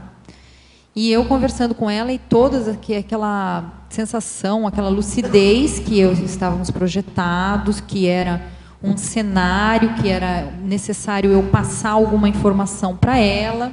Ela estava precisando dessa informação e eu, lúcida para isso, falando. E aí depois eu acordei dessa projeção. E isso aconteceu no período da tarde, era um dia que eu deitei à tarde para descansar, acabei adormecendo e tive essa projeção. E aí eu fiquei pensando, mas será que ela vai estar dormindo na mesma hora que eu estava dormindo e a gente vai se encontrar? Será que isso não pode ser um recurso? Eu comecei a pensar mais sobre a questão da projeção. Se aqui na intrafisicalidade nós temos aula à distância, onde tem uma aula gravada e aquela aula depois um aluno assiste? Por que não, no extrafísico, não teria algum recurso semelhante? De você gravar uma situação através de morfopensene e aquela consciência vivenciar aquilo depois. Eu comecei a fazer, eu acho meio viagem, porque eu nunca escutei falar isso, que teria um recurso morfopensênico que ficasse armazenado a partir de um holopensene pessoal, inclusive por isso que estava no meu ambiente, tinha inclusive meus cachorros estavam projetados, então por isso que eu comecei a questionar, por que o cachorro vai estar dormindo essa hora, todo mundo dormindo agora, essa hora para estar projetado? Eu achei assim muito difícil isso acontecer.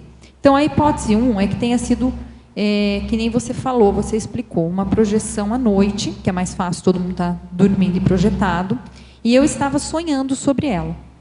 Mas eu estava tão lúcida, né, que eu questionei essa possibilidade de um sonho. E essa possibilidade será alguma paratecnologia possível de gravar uma situação, uma secretária eletrônica extrafísica, uma aula à distância extrafísica, e depois a gente assiste? Para EAD. Uma para EAD? Eu falei, em tese existe, se aqui existe, porque lá deve existir coisa muito mais avançada. E aí, a partir do quê? Da vontade, da consciência do holopensene, do rapport que as consciências têm. Porque eu já tive outras experiências também, que depois de aparecer, estar projetada com a pessoa, confirmar, escuta, você estava dormindo a tal hora da manhã? Não estava, já tinha saído. E parecia muito real. Então, eu falei, será que não tem alguma paratecnologia? E nesse caso, Eliane, se ligou para a pessoa em questão para saber se ela estava descansando? Não liguei. É uma prima que assim, faz tempo que eu não ligo. Eu achei que seria estranho eu ligar, entendeu?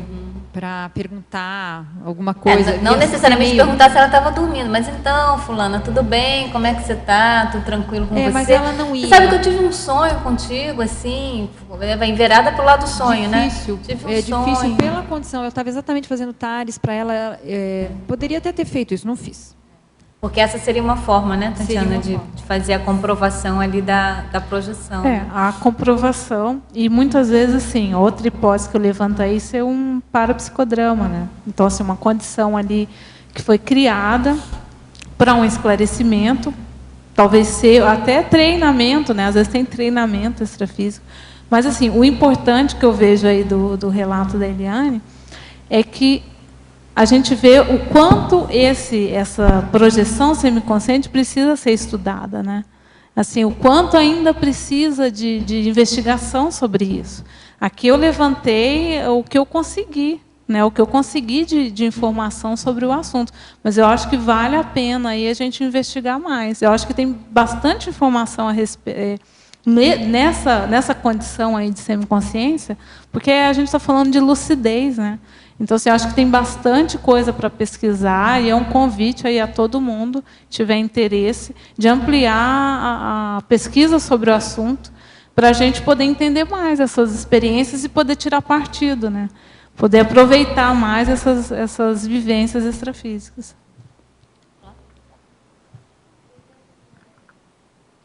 Ligou aqui. Outra hipótese aqui que me veio é se essa pessoa com quem você estava fazendo TARES não era sua prima, era uma outra consciência ou consciência que você identificou como a sua prima.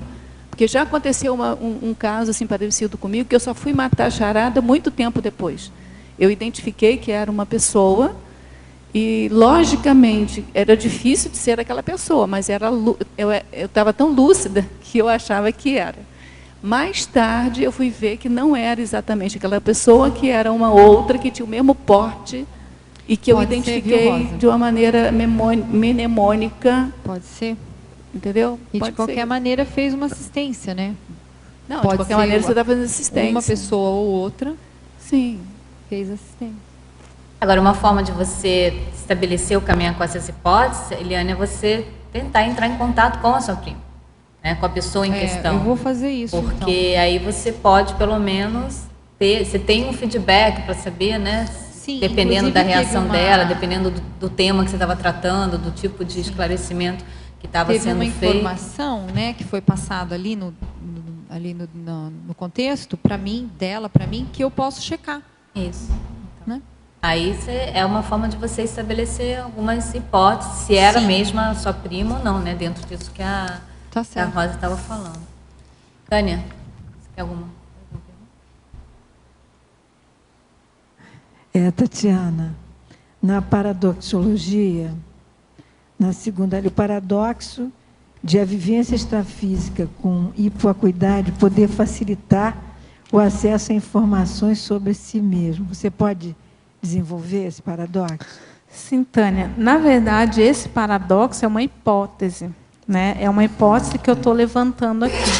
De essa vivência extrafísica com hipoacuidade, pela baixa ali dos mecanismos de defesa do ego, né? Por a gente não estar totalmente lúcido, da gente ficar mais à vontade para acessar informações a respeito da gente mesmo, que se a gente tivesse totalmente lúcido, a gente ia se esquivar, a gente não ia querer ver, a gente não ia querer se dar conta daquela situação. Essa é uma hipótese, né? Então, se a gente estudar os parapsicodramas, tanto de Consim quanto Consciex, geralmente as pessoas não estão lúcidas, elas não sabem o que está acontecendo. Né? É formado ali um teatro extrafísico para fazer um esclarecimento da pessoa e ela não percebe que ela está fora do corpo, que ela está projetada, ou que, às vezes, nem que ela é uma consciex, né? Às vezes a consciex não percebe que ela já é uma consciex, ela acha que ela ainda é uma consim. Então, assim, muitas vezes se baixa esse mecanismo de defesa do ego justamente pela hipoacuidade. Essa é uma hipótese que a gente precisa aí investigar. Mas eu acho que tem lógica. Que tem lógica, tá. Muito obrigada. Tatiana, na tecnologia, página 18, no final da primeira linha, você pode explicar a falta da técnica da exaustividade? Aqui é com relação à investigação das próprias experiências, né? Então, a pessoa tem lá uma série de experiências extrafísicas, conscientes, semiconscientes, e falta essa investigação, essa exaustividade em detalhar. Por que eu não estava lúcida? Por que eu não alcancei essa lucidez extrafísica? Quais as características daquela experiência que mostra que provavelmente era uma projeção? E o que faltou ali para eu alcançar a lucidez extrafísica? Então, essa falta de exaustividade, de detalhe, né, de ver ali os detalhes, e até de estudo do tema, né, da gente aprofundar o estudo da projetabilidade. O que acontece na dimensão extrafísica? O que uma pessoa que está projetada sente? Então, essa falta de exaustividade, muitas vezes, dificulta a pessoa ampliar a lucidez extrafísica dela. E na enumerologia, Tatiana, no final da segunda linha, como priorizar a autovigília nessas 16 horas de vida intrafísica? Ela fala aqui da falha na autovigilância. Né? Na segunda linha da numerologia, você fala da falha na autovigilância.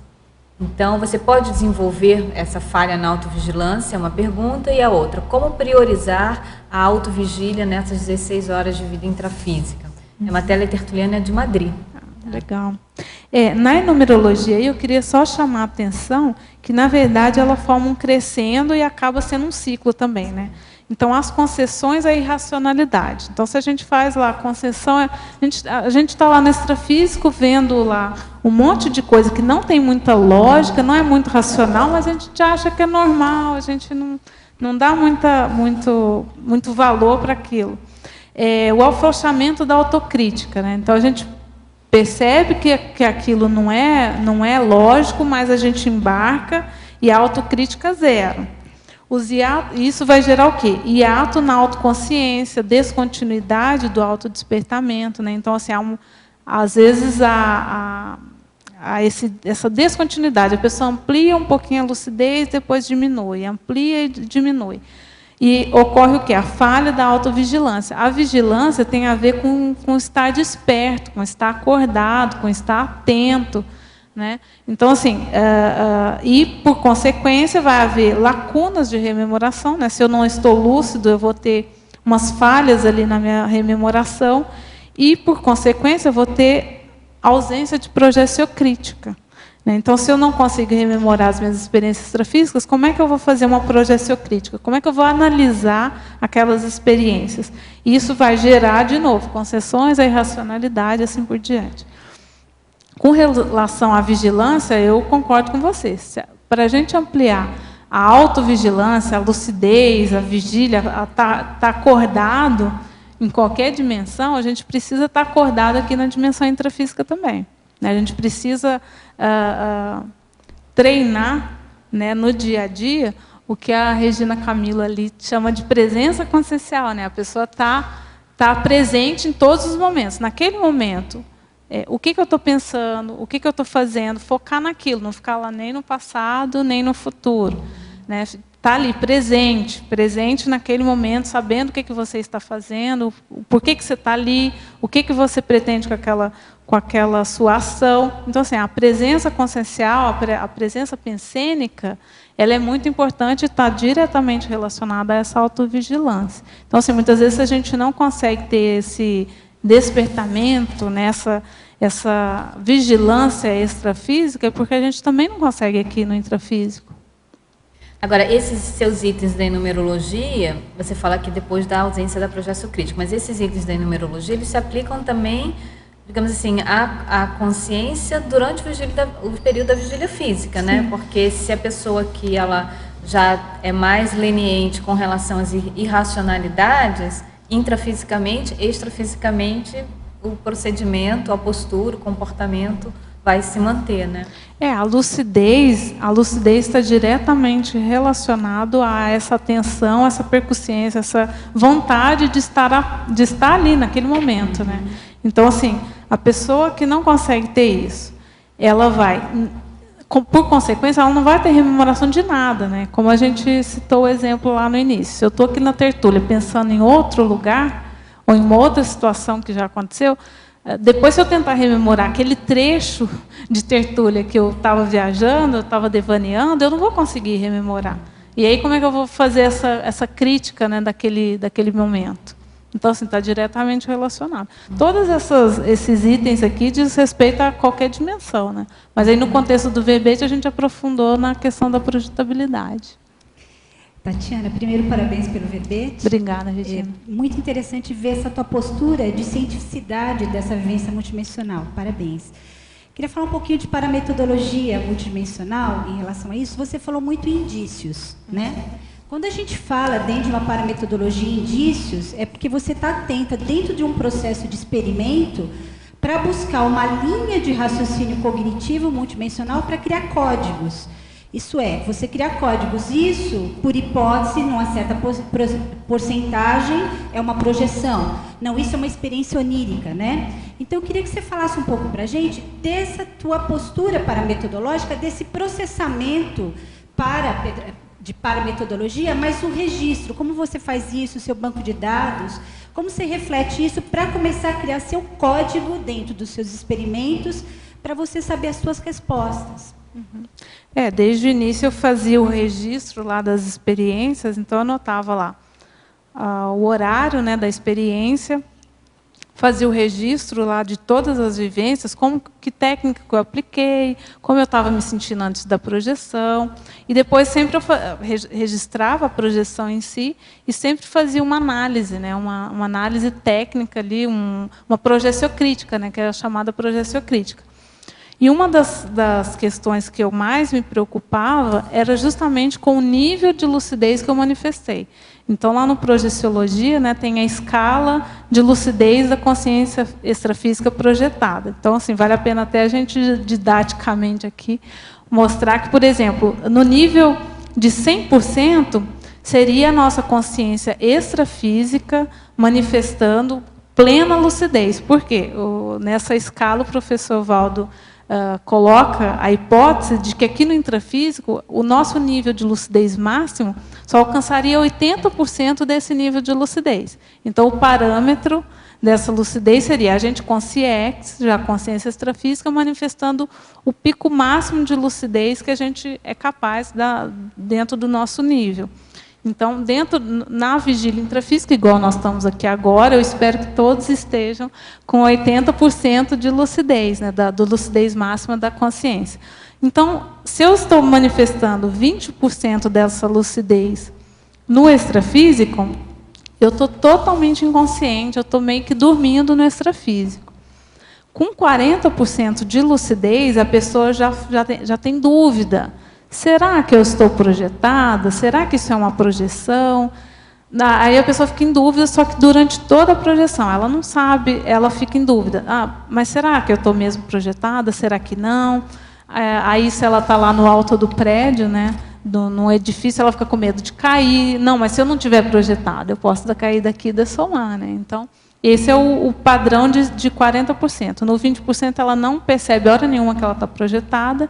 No 60% de lucidez extrafísica, ela mostra o mesmo nível de lucidez que ela consegue alcançar aqui no intrafísico. Então, ela sabe que ela está com um psicossoma, ela sabe que ela está na dimensão extrafísica, ela sabe que ela deixou o corpo dela adormecido. Então, assim, ela tem plena consciência de que ela está projetada.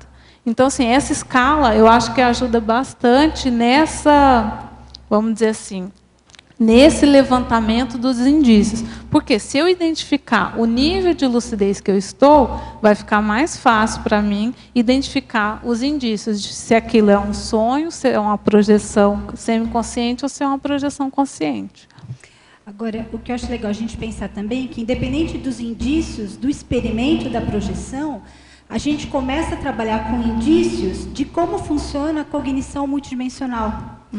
Porque, veja, a partir do momento em que a gente começa a fazer reflexões e perceber a logicidade, quando a gente está cognição intrafísica, vigília física, ordinária, projetado, e como a cognição multidimensional, como que ela funciona, se ela é igual ou não é, como que a gente faz essa vivência multidimensional e percebendo que esses indícios, onde a gente vai ficando mais multidimensional e menos multidimensional. Então, na verdade, essa metodologia também ajuda a gente começar a ter hipóteses de se a nossa cognição multidimensional, como que ela é em relação ao nosso funcionamento intrafísico. E aproveitando o que a Eliana falou lá, por exemplo, a gente começar a fazer pesquisa, eu tive essa vivência, na cognição unidimensional, a gente tem tempo, a gente tem espaço.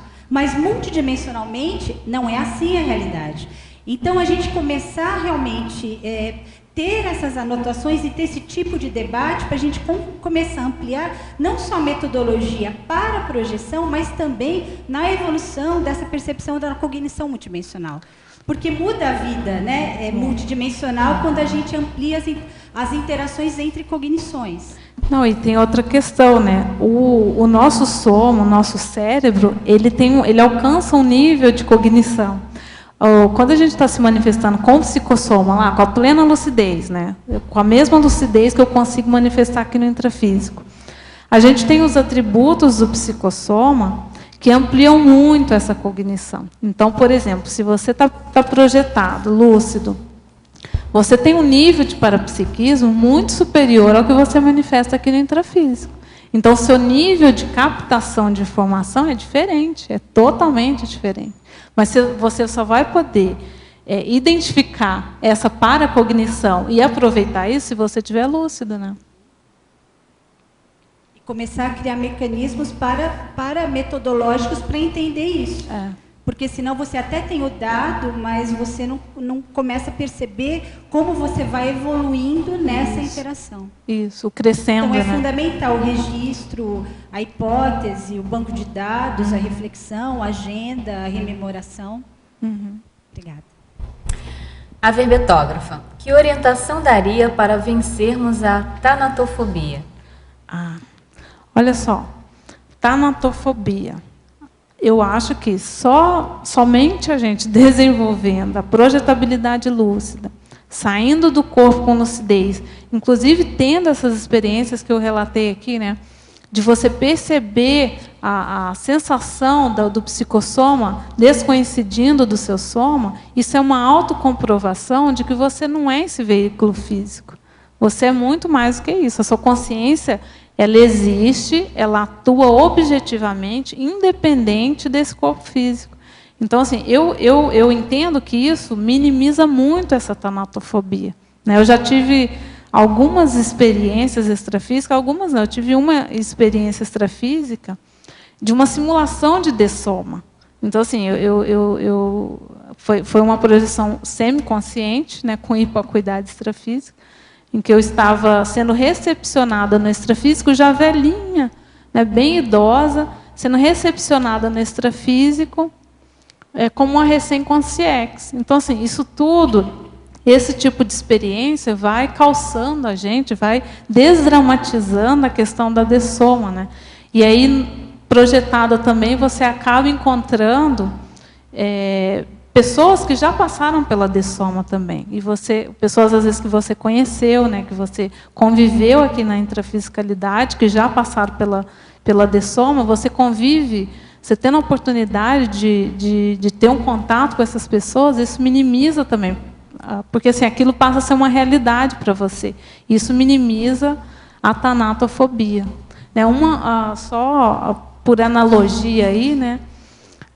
Quando eu comecei a desenvolver a projetabilidade, uma das questões que eu queria resolver não era a tanatofobia, mas era a espectrofobia. Eu tinha muito medo de consciex. Então, assim, eu falei, gente, eu tenho que resolver isso. Como é que eu vou fazer assistência extrafísica? Como é que eu vou trabalhar com amparador se eu tenho medo de consciex? Então, assim, um dos meus objetivos era vencer esse medo. E realmente eu consegui vencer saindo do corpo, encontrando consciex, que aí você desdramatiza essa condição. Né? E muitas pessoas, às vezes, nem sabem que tem medo de consciex. Né? Eu já vi relato de gente que você vai investigar assim, tá, mas por que você não quer se projetar e tudo? Você vai ver, no fundo, às vezes tem medo de consciex. Né? Ela não sabe, como é uma realidade que ela não conhece, ela não sabe o que ela vai encontrar, né?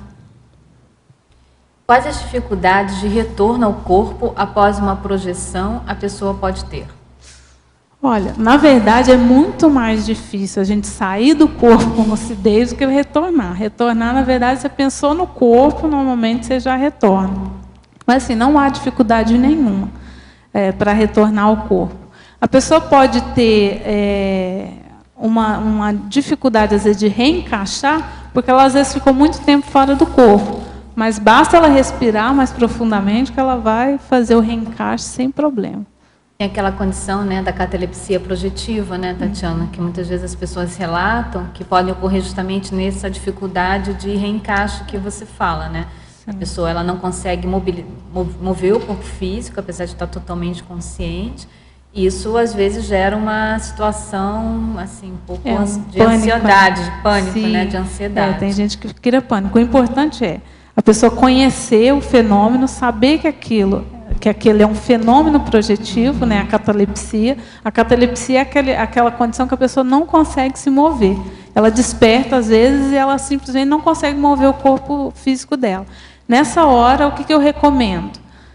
Se você conseguir manter uma tranquilidade íntima, né, aproveite para se projetar. Você já está semi-projetado. E se você, na hora, não quiser se projetar, basta você se acalmar e respirar mais profundamente que você vai fazer o reencaixe. Uma outra teletertuliana pergunta aqui, ó, estuda a conscienciologia, mas ainda não tem projeção lúcida. Que tipo de técnica a verbetógrafa recomenda? Então, eu publiquei no 4º Congresso Internacional, não sei se... No 4º Congresso Internacional de Projeciologia, que aconteceu lá em Belo Horizonte em 2008, eu publiquei um artigo em que eu descrevo as etapas de desenvolvimento gradual da projetabilidade lúcida, que eu apliquei, né? Então, assim, lá eu proponho que a pessoa comece gradualmente, ela não parta direto para as experiências projetivas. Que primeiro ela faça a análise do sono dela. Como é que ela dorme? Quais as sensações que ela percebe quando ela dorme? Como que é o momento em que ela começa a adormecer, que é o estado hipnopômpico. O que acontece nesse período? O que acontece quando ela está retornando, quando ela está despertando? Né? O que acontece no estado hipnopômpico? Então, assim, quais as sensações que ela tem, quais as parapercepções que ela tem. Então, assim, num processo gradual, ela vai se autoconscientizando da condição extrafísica dela, da condição da descoincidência, isso gradualmente. E ela não deve, a minha recomendação, que a pessoa não deve passar para a etapa seguinte, se ela ainda não dominou plenamente a etapa anterior. E aí ela vai, não crescendo. Né? Então, depois que ela já sabe como que é o estado hipnopômpico, o estado hipnagógico, ela começa a rememorar sonho. Então, assim, não se preocupe ainda com as projeções. Rememore os seus sonhos.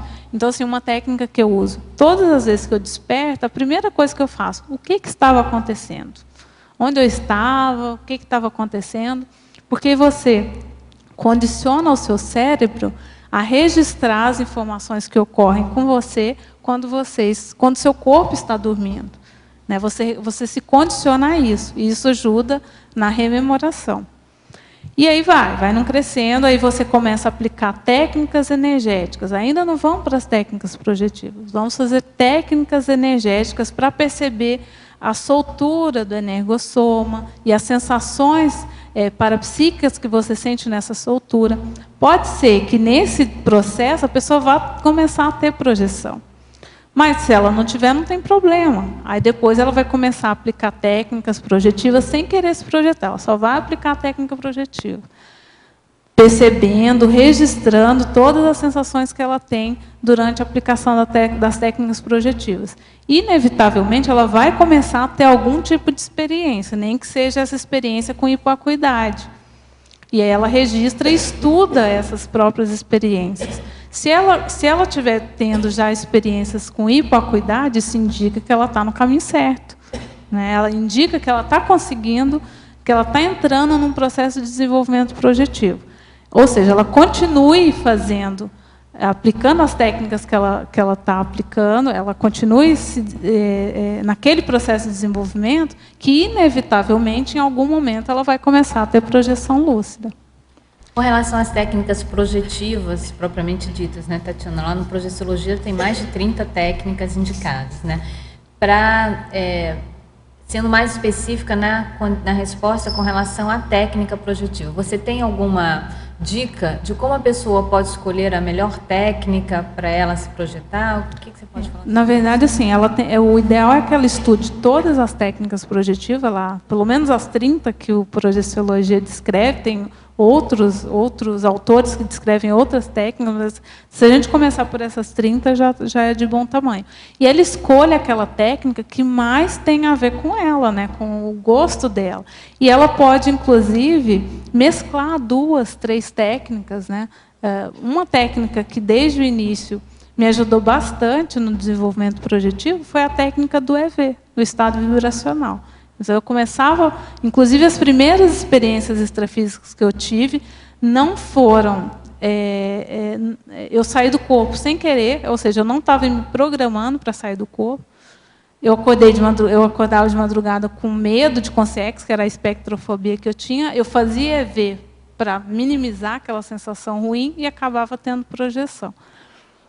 Então, assim, eu vejo que o EV ajuda bastante. Se você casar o EV com outras técnicas que tenham mais a ver com a sua realidade, com o seu gosto, com a sua maneira de viver, vai. E aquela técnica também que seja o mais natural possível. Essa é uma dica que eu dou. Que a pessoa escolha uma técnica que seja o mais natural possível, para ela poder dar continuidade, né? Que esteja ali dentro da rotina dela. Né? Então, técnica, por exemplo, do relaxamento psicofisiológico, né, que te ajuda a acalmar, te ajuda a relaxar e, ao mesmo tempo, te ajuda a sair do corpo com lucidez. E aí, só lembrando, né, Tatiana, a pessoa não ter aquela ansiedade ou a condição do imediatismo, né? Aplicou a técnica num dia, no mesmo dia você sair fora do corpo, lúcido assim, com várias experiências extrafísicas, pode até acontecer, né? Mas eu acho que a questão da ausência de ansiedade, né, e dessa expectativa imediatista no alcance dos resultados também contribui, estou certo? Com certeza. E assim, é muito importante que a pessoa dê valor a cada sensação que ela tenha, e não só a projeção em si. Então, assim, todas as sensações que ela tiver na aplicação de uma técnica projetiva são riquíssimas e que vale a pena a pessoa registrar. Então, dá valor às próprias experiências, a todas essas sensações, porque são justamente essas sensações que vão descondicionar o nosso cérebro, né, só dessa vivência extrafísica, e a gente vai começar a perceber que existe a dimensão extrafísica, outros corpos. Então, assim, são justamente essas experiências que vão ajudar a gente a mudar o nosso pensamento. Além das percepções e sensações, as superações, as pequenas superações. Né? Eu lembro que teve uma hora que eu tinha que superar o fato de não respirar, porque a hora que você está descoincidindo, se você respira, você volta. Né? E também de não pensar em nada. Também foi uma fase difícil aí de não pensar em nada. Então é bem interessante, você vai passando as fases e você está percebendo, né, as suas conquistas, mesmo que sendo pequenas, aí vão te dando mais motivação para você continuar, né? Isso mesmo. As técnicas ajudam, né, nesse processo, né? Não, e até você, assim, você passando pela experiência, você conhece, como você disse, você conhece as suas limitações. Se você não passasse pela experiência, você não ia descobrir, por exemplo, que você trava na hora de parar de respirar, né?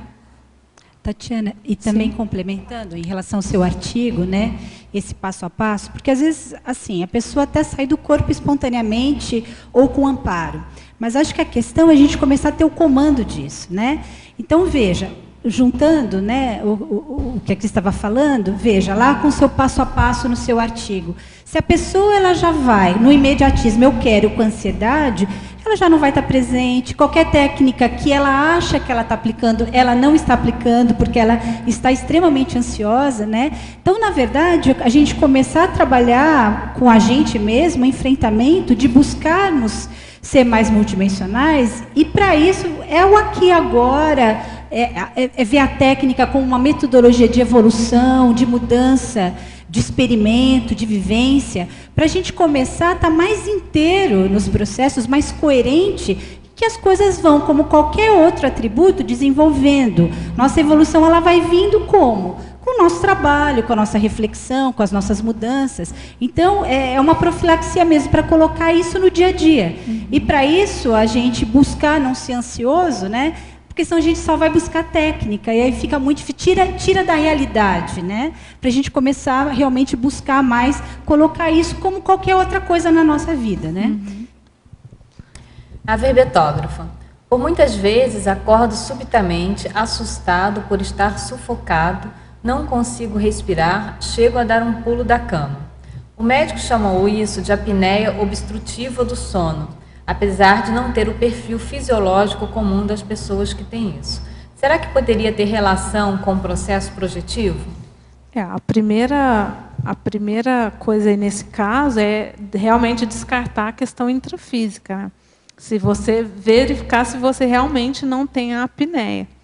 Se você realmente não tiver a apneia intrafísica, pode ter relação com a projeção semiconsciente. E aí isso é um indício, né? Aí entraria ali na nossa listinha dos indícios da projeção. Para você, esse seria um indício. E aí você talvez começar a tentar rememorar o que estava acontecendo antes de você despertar, né? Se condicionar, criar aí uma rotina de rememorar o que estava acontecendo enquanto seu corpo estava adormecido, para você realmente identificar se você estava projetado ou não. Agora, Tatiana, em alguns momentos você falou da condição da agenda extrafísica, né? Eu queria que você falasse, na sua experiência, na sua observação, nas suas pesquisas, qual que é o papel da pessoa, do projetor, ou daquele que quer se projetar e alcançar a lucidez extrafísica, ter o alvo mental. Qual que é o papel de um alvo mental já certo, pré-determinado, na aquisência, na aquisição da acuidade extrafísica, né? Na verdade, é muito importante, porque é o porquê que a gente quer se projetar, né? Para quê? Para que eu vou querer sair do corpo? E aí, dentro daquele processo gradual de desenvolvimento projetivo, né, uma das etapas é, agora eu estou conseguindo sair do corpo com lucidez. O que eu faço? Quais são meus alvos mentais? O que eu faço agora? Porque senão a gente sai do corpo e fica ali de bobeira, né? Fala, e agora? Então, assim, é muito importante ter esses alvos projetivos. Uma dica que eu dou, no livro Projeções da Consciência, na introdução, tem uma lista de 30, vamos dizer assim, perguntas que o professor Valdo faz para verificar assim, o que a pessoa já teve de experiência extrafísica. Então, por exemplo, você já observou o seu soma dormindo? Você já observou o seu cordão de prata? Você já atravessou uma parede? Qual que é a sensação, né, que você teve ao atravessar uma parede? Você já entrou em contato com uma consciex? Você já conversou com uma consciex? Já tocou numa consciex para ver qual que é a sensação? Enfim, tem lá uma série de 30 perguntas. E essas, eu acho que para o projetor iniciante, elas servem como alvo extrafísico, né? São experimentos que a pessoa pode fazer fora do corpo para ampliar a autoconscientização multidimensional dela, ou extrafísica dela. Porque quando ela estiver de novo naquela condição, mesmo que ela não esteja projetada, mesmo que ela não esteja lúcida, aquele pode ser o gatilho para ela ampliar a lucidez extrafísica. Então, é muito importante a questão da agenda, né, desses alvos projetivos. Tatiana, parabéns pelo seu verbete, viu? Esperamos vários outros aí dentro da sua pesquisa da projeciografia, da projeciologia. Acho que é um campo muito rico, né, de assuntos, então a gente espera muitos outros verbetes seus. Parabéns pela sua apresentação. Agradecimentos à equipe aqui de trabalho, aos tertulianos, aos teletertulianos, e vamos aos nossos comerciais. Obrigado. As pontuações da tertúlia de hoje foram 24 assinaturas no livro de presença, 12 perguntas presenciais e 16 perguntas online. Hoje teremos 3 recados. A Mara com o curso 40 Manobras Energéticas, a Eliane com o lançamento da Enciclosapiens e a Pilar com o 9º Fórum da TENEPS. Boa tarde. A CIP convida todos a participarem do curso 40 Manobras Energéticas, que acontecerá aqui em Foz do Iguaçu, do dia 27 a 30 de dezembro, no auditório do Discernimento, com o professor Epicom Mário Oliveira.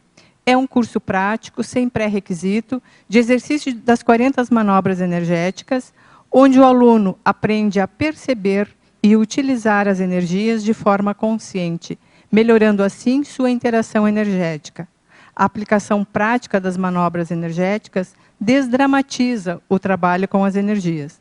O curso propicia que, ao final dos 4 dias de malhação energética, o aluno se conscientize da sua realidade energética, percebendo suas dificuldades, mas também suas potencialidades no trabalho com as energias e como utilizá-las no seu cotidiano e, principalmente, como aplicá-las na interassistência.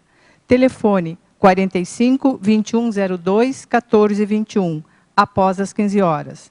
2102 1421, ou pelo e-mail acip@acip.com. Espero vocês, muito obrigada. Boa tarde. É com muita alegria que a gente convida todos os integrantes da comunidade conscienciológica cosmoética internacional para a Assembleia de Fundação da Enciclosapiens, a Associação Internacional de Enciclopediologia Conscienciológica, AIC, dedicada às pesquisas, revisão, ensino, produção, defesa e divulgação de verbetes da Enciclopédia da Conscienciologia. A Enciclosapiens vai ser fundada no próximo dia 21 de dezembro, sábado que vem, 19h30, no Auditório do Discernimento. A gente conta com a presença de todos vocês. Muito obrigada. Boa tarde. O CAEC está divulgando a Semana de Imersão no Holopensene da TENEPS, a iniciar no dia 20 a 22 de dezembro, com o acoplamentário de TENEPS 1. E no outro final de semana, TENEPS 2, de 27 a 29 de dezembro.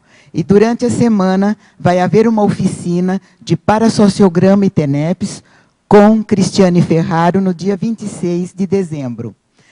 E durante também a semana, o 9º Fórum da TENEPS e 6º Encontro Internacional de Tenepsistas, de 23 a 25 de dezembro, e é um evento anual da CCCI.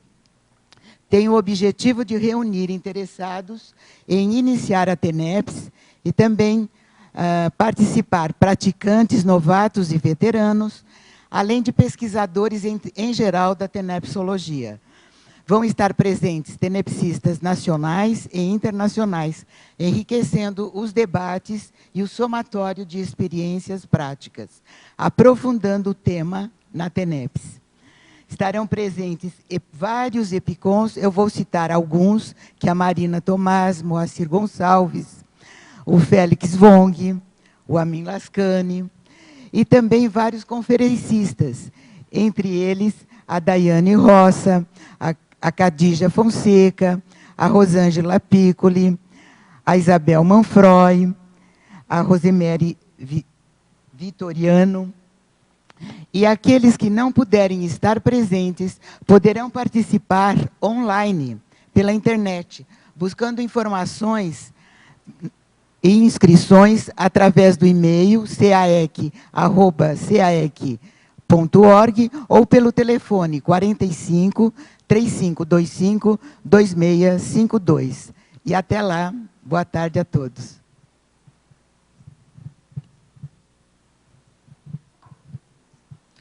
O verbete de amanhã é autoesforço pontual. A especialidade, autodeterminologia. A verbetógrafa, Vânia Canedo. Obrigado e uma boa tarde a todos.